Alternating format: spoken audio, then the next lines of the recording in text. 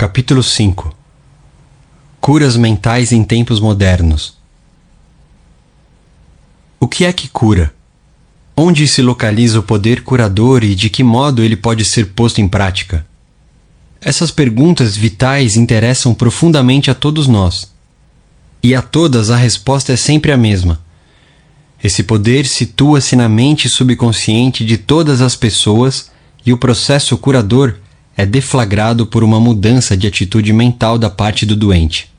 Nenhum praticante de ciência mental ou religiosa, psicólogo, psiquiatra ou médico jamais curou alguém, diz um velho ditado. O médico trata e Deus cura a ferida. O psicólogo ou o psiquiatra provocam uma mudança eficaz, removendo os bloqueios mentais do paciente, de modo que o princípio curativo possa ser liberado, restabelecendo-lhe a saúde. De idêntica maneira, o cirurgião remove o bloqueio físico, permitindo que correntes curadoras funcionem normalmente. Nenhum médico, cirurgião ou praticante de ciência mental pode legitimamente alegar que curou o paciente. O processo curador, que é sempre o mesmo, pode receber numerosos nomes: natureza, vida, Deus, inteligência criadora. Mas, na realidade, essas são apenas maneiras diferentes de denominar o poder do subconsciente. Conforme ressaltamos, podemos fazer uso de vários métodos diferentes para eliminar os bloqueios mentais, emocionais e físicos que impedem o fluxo do princípio vital curador existente em todos nós. Esse princípio, residente na mente subconsciente, se dirigido de forma correta pela própria pessoa ou por outrem, pode curar e curará mente e corpo de todas as doenças. O princípio existe em todas as pessoas, quaisquer que sejam seus credos, cores ou raças. Não temos que pertencer a uma dada igreja para utilizar e participar do processo curador. O subconsciente cicatriza a queimadura ou o corte em nossa mão, mesmo que sejamos ateus ou agnósticos. A cura mental moderna baseia-se na verdade irrefutável de que a inteligência infinita e o poder da mente subconsciente reagem segundo a fé do indivíduo. Praticantes da ciência mental ou pastores seguem a injunção bíblica, isto é, entram em seu reservado e fecham a porta, o que significa que silenciam a mente, relaxam, soltam-se e pensam na presença curadora infinita neles residente. Fecham a porta da mente a todas as distrações externas, bem como a qualquer tipo de interrupção e, em seguida, tranquilamente e sabendo o que fazem, transferem o pedido ou desejo à sua mente subconsciente, sabendo que a inteligência nela existente atenderá de acordo com as necessidades específicas do paciente. A coisa mais maravilhosa a saber é o seguinte: imagine o fim desejado e lhe sinta a realidade. Em seguida, o princípio vital infinito responderá à sua decisão e pedido conscientes. Esse, aliás, é o sentido do texto. Acredita que recebeste e receberás. E é isso que faz o cientista mental moderno quando pratica a terapia da prece. Um único processo de cura. Um único e universal processo curativo opera por meio de tudo o que tem vida. Esse princípio de vida opera nos reinos animal, vegetal e mineral sob a forma de instinto e lei da vida. Uma vez que seres humanos têm consciência dele, podemos dirigi-lo conscientemente para nos beneficiarmos de um incontável número de maneiras. São muitos e diferentes os enfoques, técnicas e métodos de uso do poder universal, mas só há um único processo de cura, que é a fé, ou seja, segundo a tua fé, assim será feito a ti. A lei da crença. Todas as religiões do mundo representam formas de crenças, que são explicadas de muitas maneiras. A lei da vida é a crença. O que é que acreditamos sobre nós mesmos, a vida, o universo? A ti se faz aquilo em que acreditas. A crença é um pensamento na nossa mente que faz com que o poder do subconsciente seja distribuído em todos os aspectos de nossa vida, de acordo com nossos hábitos mentais. Temos que compreender que quando a Bíblia fala em crença, não se refere à nossa crença em algum ritual, cerimônia, forma, instituição ou fórmula. Fala sobre a crença em si. A crença de nossa mente é simplesmente um pensamento em nossa mente. Se podes, tudo é possível ao que crê. Marcos capítulo 9, versículo 23. É tolice acreditar em algo que nos machuque ou prejudique. Lembre-se, não é a coisa em que você acredita que o machuca ou prejudica, mas a crença ou o pensamento na mente que produz o resultado. Todas as suas experiências, todos os seus atos e todos os eventos e circunstâncias de sua vida são apenas reflexos e reações ao seu próprio pensamento. A terapia da prece é a ação combinada, cientificamente dirigida, das mentes consciente e subconsciente. A terapia da mente é a ação sincronizada, harmoniosa e inteligente dos níveis consciente e subconsciente da mente, especificamente dirigida para um objetivo definido. Na prece científica, ou na terapia da prece, temos que saber o que fazemos e por que fazemos. Temos que confiar na lei da cura. A terapia da prece é, às vezes, denominada de tratamento mental, quando não de prece científica. Na terapia da prece, escolhemos conscientemente uma ideia, quadro mental ou plano que desejamos vivenciar. Sabemos de nossa capacidade de transmitir a ideia ou imagem mental ao subconsciente, ao vivenciar a realidade do estado presumido. Permanecendo constante na atitude mental, a prece será atendida. A terapia da prece é uma ação mental com vistas a um objetivo definido e específico. Vamos supor que resolvemos remediar alguma dificuldade com a terapia da prece. Sabemos que nosso problema ou doença, qualquer que possa ser, deve ter sido causado por pensamentos negativos carregados de medo, alojados na mente subconsciente. Sabemos que, se conseguirmos expurgar da mente esses pensamentos, obteremos a cura. Em vista disso, recorremos ao poder curativo existente no subconsciente. Lembramos a nós mesmos do poder e inteligência infinitos e da capacidade do subconsciente de corrigir todos os estados anormais. Pensando longamente nessas verdades, o medo começa a dissolver-se. A recordação dessas verdades combate e, finalmente, derrota as crenças errôneas. Damos graças pela cura que sabemos que virá. Em seguida, afastamos da mente o problema, até nos sentirmos orientados, após o intervalo, a voltar a orar. Enquanto oramos, recusamo-nos a conceder qualquer poder às condições negativas ou admitir, por um segundo ao menos, que a cura não ocorrerá. Essa atitude da mente gera a união harmoniosa das mentes consciente e subconsciente, que libera o poder curativo. A cura pela fé, o que significa e como funciona a fé incondicional. O que se conhece em geral como cura pela fé não é mencionado na Bíblia, que significa conhecimento da interação das mentes consciente e subconsciente. Aquele que cura pela fé é um indivíduo que assim procede sem nenhuma compreensão científica autêntica dos poderes e das forças envolvidas. Ele pode alegar possuir um dom especial de cura e, simultaneamente, a crença absoluta do doente, nele ou em seus poderes, pode trazer resultados. Em diversas partes do mundo, curandeiros tratam seus pacientes com danças, encantamentos e invocação de espíritos. Uma pessoa pode ser curada ao tocar as relíquias de um santo, usar trajes rituais especiais, acender incenso ou velas ou beber uma mistura de ervas. Tudo aquilo que a leva a acreditar sinceramente no método ou processo tornará mais provável a cura. Qualquer método que leve o indivíduo a passar do medo e da preocupação para a fé e a esperança produzirá cura. Muitos alegam que, uma vez que suas teorias individuais produzem resultados, elas devem, por conseguinte, ser corretas e verdadeiras. Conforme demonstramos, essa alegação não se sustenta. Para mostrar como a fé absoluta funciona, recordemos o que dissemos sobre o médico suíço Franz Anton Mesmer. Em 1776, ele declarou ter conseguido numerosas curas tocando com ímãs o corpo de pacientes. Mais tarde, jogou fora os ímãs e simplesmente aplicou passes com as mãos, a curta distância do doente. Esse método funcionou também. Explicando o sucesso do novo método, Mesmer formulou a teoria do magnetismo animal.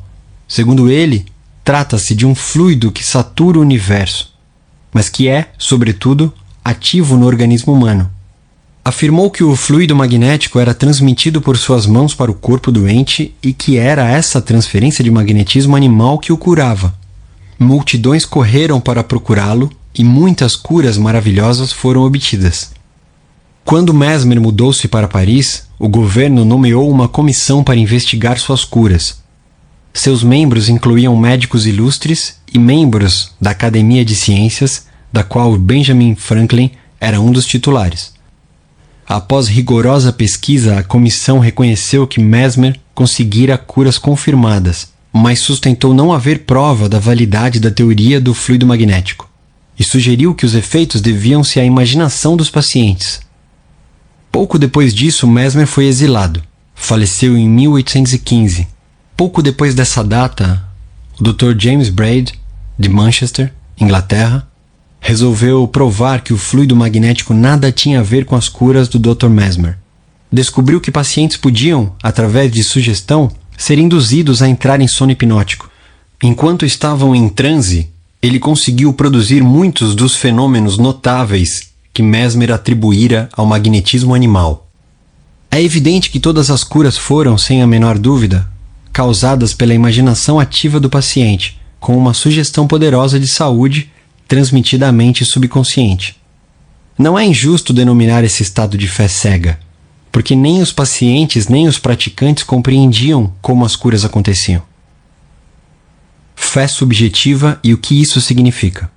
A mente subjetiva, ou subconsciente, do indivíduo é tão suscetível ao controle da mente consciente, ou objetiva, quanto à sugestão de outra pessoa. Segue-se que qualquer que seja a nossa crença objetiva, se nós internalizamos a fé, ativa ou passivamente, a mente subconsciente será controlada pela sugestão e nosso desejo se tornará realidade. A fé necessária nas curas mentais é de natureza puramente subjetiva. E a maneira de conseguir isso é pôr fim à oposição ativa da mente objetiva ou consciente. Para que ocorra a verdadeira cura do corpo, evidentemente, será muito melhor que as mentes consciente e subconsciente estejam em um estado de aceitação completa da fé. Essa condição, porém, nem sempre é essencial. Podemos entrar em estado de passividade e receptividade relaxando mente e corpo e mergulhando em estado de sono. Nesse estado de modorra, o estado de passividade em que nos encontramos nos torna receptivos a gravações na mente subjetiva. Certa vez uma pessoa me perguntou: como foi que fiquei curado com o pastor fulano de tal? Quando ele me disse que não há, que a matéria não existe, não acreditei em uma única palavra do que ele disse. Achei que ele estava insultando minha inteligência. Ainda assim, fui curado. Como isso pôde acontecer? A explicação é simples. Ele foi acalmado com palavras tranquilizadoras, instruído a entrar em um estado de absoluta passividade e a nada dizer nem pensar por algum tempo. O pastor tornou-se também passivo.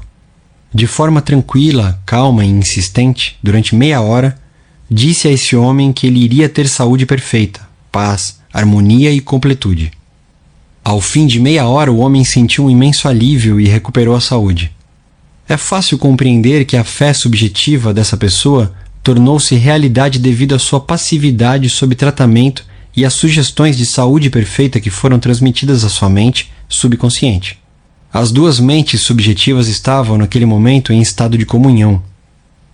Se o paciente tivesse permitido que aflorassem dúvidas sobre o poder do curandeiro e a validade da teoria em que ele se baseava, essas reservas teriam atuado como autossugestão antagônica. As sugestões do pastor teriam sido fortemente prejudicadas ou mesmo inteiramente anuladas. No estado sonolento de Mudorra, contudo, a resistência da mente consciente foi reduzida ao mínimo. A mente subconsciente do paciente tornou-se receptiva às sugestões do pastor e desempenhou suas funções de acordo com as sugestões recebidas, disso se seguindo a cura. Significado do tratamento à distância. Suponhamos que, enquanto mora em Los Angeles, você recebe a notícia de que sua mãe, que reside em Nova York, está gravemente doente. Seu primeiro impulso é deixar casa e trabalho e correr para ela. Mas e se isso não fosse possível? Você renunciaria a qualquer esperança de emprestar a força de sua fé ao processo de recuperação dela? Não. Conquanto não possa estar fisicamente presente, suas preces ainda assim a ela chegariam. E ao Pai interno que faz a obra. Só há uma única mente criadora.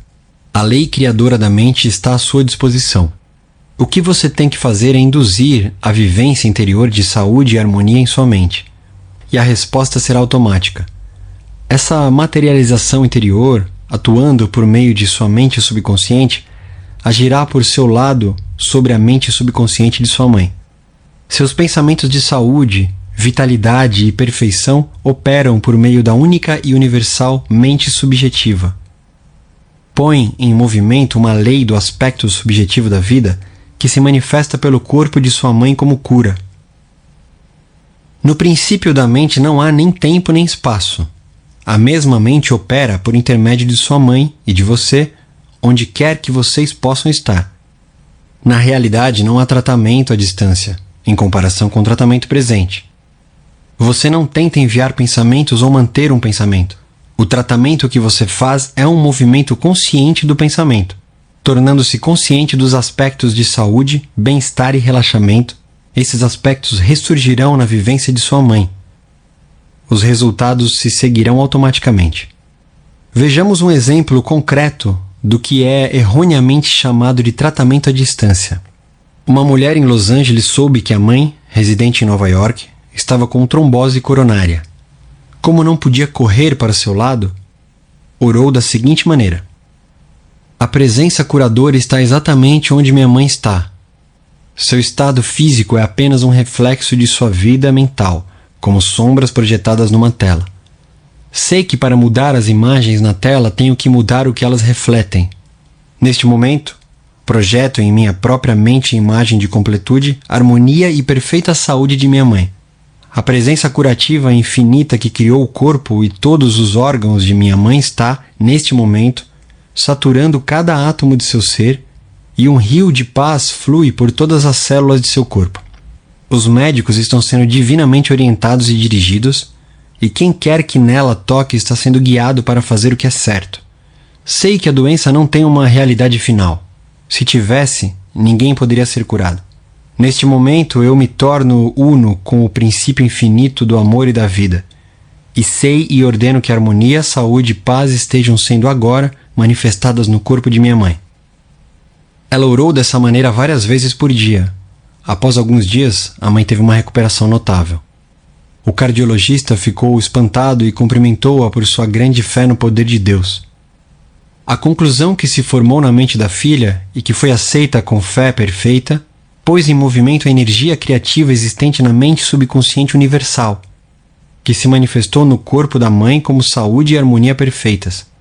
O que a filha sentiu como verdade sobre a mãe foi na mesma ocasião manifestado na vivência desta última, liberando a ação cinética da mente subconsciente. Uma amiga psicóloga disse-me que uma biópsia revelara a presença de células cancerosas em um de seus órgãos vitais. O oncologista recomendou-lhe um doloroso e perigoso tratamento. Todas as noites, antes de recolher-se, ela afirmava tranquilamente: todas as células, tecidos, nervos e órgãos de meu corpo estão sendo, neste momento, tornados sadios, puros e perfeitos. Saúde e harmonia estão sendo restabelecidas em meu corpo. Em um mês ela teve uma cura completa. Exames subsequentes revelaram que não havia mais células cancerosas no corpo. Fiquei impressionado com essa história, mas também curioso. Perguntei-lhe por que repetia as afirmações antes de ir dormir. Respondeu ela: uma vez que seja posta em movimento em certa direção, a ação cinética da mente subconsciente continua durante o sono. Esse é o motivo da importância fundamental de dar à mente subconsciente alguma coisa benéfica em que trabalhar quando caímos na sonolência que precede o sono. A resposta dela foi muito sábia. Notem também que, ao pensar em harmonia e perfeita saúde, ela nunca se referia pelo nome à sua doença. É altamente recomendável que deixe de falar em suas doenças ou lhes dar um nome, especialmente nas horas que precedem o sono. A única seiva de onde elas retiram vida é a atenção e o medo que elas despertam em você. Tal como a psicóloga mencionada, torne-se um cirurgião mental. Dessa maneira, seus problemas serão extirpados da mesma forma que ramos mortos são cortados de uma árvore. Por outro lado, se você vive falando em suas dores e sintomas, conversando sobre eles, acaba lhes concedendo poder. Você inibe a ação cinética que libera o poder curativo e a energia da mente subconsciente. Além disso, de acordo com a lei de sua própria mente, o que você imagina tende a assumir forma, como a coisa que eu mais temia. Sature a mente com as grandes verdades da vida e caminhe para a frente, iluminado pela luz do amor. Atitudes que promovem a saúde. 1. Descubra o que o cura. Compreenda que instruções corretas dadas à mente subconsciente curarão sua mente e seu corpo. 2. Formule um plano definido para passar ao subconsciente seus pedidos ou desejos. 3. Imagine o fim desejado e sinta-lhe a realidade. Persista e obterá resultados. 4. Chegue a uma conclusão sobre o que é crença. Saiba que crença é um pensamento em sua mente e que aquilo que você pensa, você cria. 5. É tolice acreditar em doença ou em qualquer coisa que o machuque ou prejudique. Acredite em saúde perfeita, prosperidade, paz, riqueza e orientação divina. 6. Os pensamentos nobres e grandiosos que você habitualmente alimenta transformam-se em grandes atos. 7. Aplique em sua vida o poder da terapia pela prece. Escolha um plano, ideia ou quadro mental. Una-se mental e emocionalmente a essa ideia. Permanecendo constante na atitude mental, a prece será atendida. 8. Lembre-se sempre: se quer ter o poder de curar, pode tê-lo por meio da fé, o que implica saber como funcionam as mentes consciente e subconsciente. A fé vem com a compreensão. 9. Fé absoluta significa que o indivíduo pode obter resultados de cura sem nenhum conhecimento dos poderes e forças em jogo. 10. Aprenda a orar pelas pessoas amadas que possam estar doentes. Aquiete a mente. Seus pensamentos de saúde, vitalidade e perfeição, operando através da mente subjetiva universal, serão sentidos e se tornarão manifestos na mente das pessoas que ama.